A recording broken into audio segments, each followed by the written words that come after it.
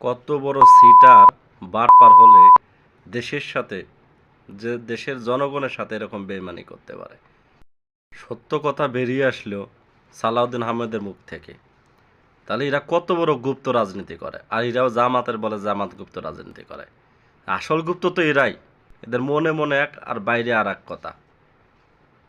যে কিভাবে সাজানো পাতানো নির্বাচন করলো, এখন গাদ্দারি করতেছে জনগণের সাথে।